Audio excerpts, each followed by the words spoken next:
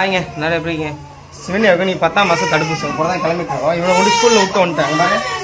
விட்டுட்டு போகிறேம்மா. சரி விட்டுட்டு போகிறேன்னு ஃபீல் பண்ணுறேன். இப்போ ஏன்டா கூப்பிட்டு போகணும்னு ஃபீல் பண்ண போகிறேன். இப்போ வெயிட்டிங்கில் இருக்குங்க அடுத்து ஊசி போடுறதுக்கு. இவ்வளோ ஊசி போட வந்தால் நமக்கு பயமாக இருக்குது. யாருக்கு ஊசி போடுறாங்கன்னே தெரியாத அளவு ஊசி போட்டு ஆள் கொஞ்சம் இதாகிட்டாங்க. இப்போ தான் கொஞ்சம் ஃப்ரீயாக உட்காந்துருக்கேன். இன்னும் கதறான்னு கதறிட்டானா.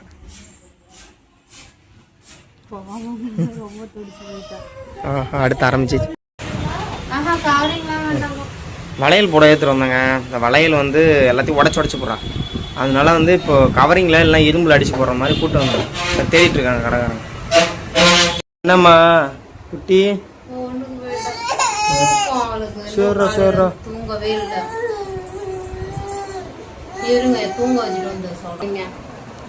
ஆயிங்கல்ல வீடியோ கண்டு ட்ரெஸ்லாம் மாத்திர வந்தாங்க. ஃபுல்லாகி ஊசி போட்டு வந்து கொஞ்ச நேரம் சரி ஒன்றும் ஆவலையாட்டுக்குன்னு ஜாலியாக தான் உக்காந்தா. அப்படியே லைட்டாக ஆரம்பிச்சா பாப்பா. ஏன்னா அவளுக்கு வந்து காலை அசையும் போது பேசும்போது வலி தாங்க முடியல போல. இந்த மருந்தெல்லாம் போட்டு படுக்க வச்சுட்டோம். ரொம்ப கத்திட்டு இருந்தேன். எனக்கு தான் மனசை கேட்க முடியுது. எனக்குமே மனசு கஷ்டமா இருக்குதுங்க. சரி அவ்வளோவா இந்த டைம் காய்ச்சல்லாம் வராது அப்படின்னு சொன்னாங்க.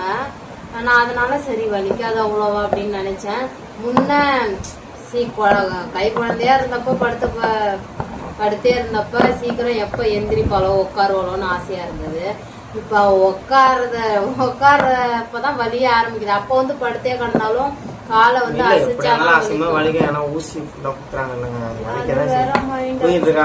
எந்திரிக்கவே முடியல அவளால. முட்டி போட்டு அதையும் எதையும் இழுப்பாளா எடுக்கவே முடியல அவளால. ரொம்ப கதறாங்க. இப்பதான் தூங்க. அப்புறம் வந்து உங்களோட வீட்டு வேலையை முடிச்சிங்களா, ஹோம் டூர் போடுங்கன்னு சொல்லி கேட்டிருந்தாங்க. நான் ஏற்கனவே யாரோ ஒரு வீடியோல சொல்லிட்டேன் ஹோம் டூரே இன்னும் போட மாட்டேன்னு சொல்லியிருந்தேன். ஹோம் டூர் போடல, நான் வேலை செஞ்ச ரூம் மட்டும் போடுறேன். இப்போதைக்கு இன்னும் கொஞ்சம் வேலை இருக்குங்க. என்னன்னா அந்த கிரைனைட் கல்லாம் வாங்கிட்டு வந்து ஹைட் ஏற்றணும், கோழி குண்டு எல்லாம் அடிக்கணும், அடுப்பு ரெடி பண்ணணும். அதனால போய் வாங்கிட்டு வரணும். ஐயோ எல்லாத்தையும் எடுத்த வேகம் பண்ண முடியாதுன்னு இல்லை. நான் தனியாக தாங்க இருக்கேன். கிரைனைட் கல் எல்லாம் ஒரு ஆளாக போய் ஏற்றி இறக்க முடியாது. ஃப்ரெண்டு யாராவது லீவ்ல இருக்கிற அன்னைக்கு பார்த்தீங்கன்னா கொஞ்சம் அமௌண்ட் ரெடி பண்ணிட்டு போயிட்டு கிரைனைட் கல் இறக்கணும். இங்கே வீட்டுக்குள்ளே மட்டுமே எனக்கு ஹாலோ பிளாக் கல் ஒரு 30 கல் தேவைப்படுது. ஆமாம் இந்த பஸ் 3 9 இல்லையா, 9 27 கல் தேவைப்படுது இந்த சைடு மட்டும். வெளியில் கோழி கொண்டுக்கு ஒரு 36 கல் தேவைப்படுது. 100 கல்னு வச்சிங்களா, ஒரு கல் 40 ரூபா. கல்லே 4000 ரூபாய்க்கு வாங்க வேண்டியது. 4000 கல்லு. அந்த ஒரு இது 330 ரூபா சொன்னாங்க. 5 அடியில 1, 5 அடியில என்ன பிளான் போடுறேன்னா 2 வச்சுக்கலாம் முடிவு பண்ணிருக்கேன். மேல 4 அடியில 1 வைக்கலான் இருக்கேன். இந்த கபோர்டு சொல்றேன் நீட்டுக்கும். ஏன்னா கீழே ஃபுல்லா அந்த அரிசி மூட்டை ஐட்டத்தை ஃபுல்லா அடிக்கிட்டு மேல அவரோட ஜாமான ஃபுல்லா அடுக்கினாலுமே 4 அடியில மேல காய வச்சுக்கலாம். காய்கறி எல்லாத்தையும் இந்த உருளைக்கிழங்கு எல்லாம் போட்டு இந்த அடுப்புக்கு நேரம் 2 கது கேட்டிருக்கா. கொஞ்சம் பார்க்க நல்லா நீட்டா இருக்கும். அப்ப நான் ஹோம் டூர் போடனா நல்லா இருக்கும் பாக்குறதுக்கு. ஏன்னா பெயிண்டிங்குமே என்னாச்சுன்னு கேட்டீங்கன்னா பெயிண்டிங் அடிச்சல அது ரோலர் ஊட்டும் போது அதிகமா போயிடுச்சு. அதனால உரியுது. என்னன்னு தெரியல உரியுது. அதை லைட்டா அப்படியே கூட்டிட்டு சும்மா லைட்டா டச்சை பார்த்துட்டு திரும்ப கலர் கொடுக்கணும். அதெல்லாம் முடிச்சுட்டு ஒரு வழியா நான் ஹோம் டூர் போட்டா நல்லா இருக்கும்னு நினைக்கிறேன். நிறைய பேர் ஃபுல்லாக்கி பர்த்டே விஷ் சொல்லிருந்தீங்க. ரொம்ப ரொம்ப நன்றி. ரொம்ப தேங்க்ஸ்ங்க. ஆமா அவ்வளோ கமெண்ட் ரொம்ப ரொம்ப எல்லா கமெண்டும் ரீப்ளை பண்ணிட்டேன். நிதி இருக்குது அதுக்கும் நான் வந்து ஹார்ட் கொடுத்துறேன். எல்லாரும் ஹார்ட் தாங்க கொடுத்தேன். அது மாதிரி முன்ன மாதிரி ரிப்ளை பண்ணல போலன்னு சொல்லி ஏற்கனவே அந்த கமெண்ட் ஒன்று சொன்னோம் பார்த்தீங்களா. இப்போ கூட நீ வந்து பேட் கமெண்ட் தான் ரிப்ளை பண்ணுற அந்த மாதிரிலாம் சொல்லியிருந்தாங்க. இனிமேல் நடக்காது. எத்தனை டைம் தான் கொட்டாவி இல்லைங்க எனக்கு என்னமோ தெரியல ஒரு மாதிரி. அது வேற சொல்லிட்டு இருந்தியா. அதான் ஃபுல்லாக ரெடி பண்ணணும். ஆமாம் அவ்வளோ பேர் அப்புறம் சப்போர்ட் பண்ணீங்க. உண்மையாகவே ரொம்ப ரொம்ப தேங்க்ஸ்.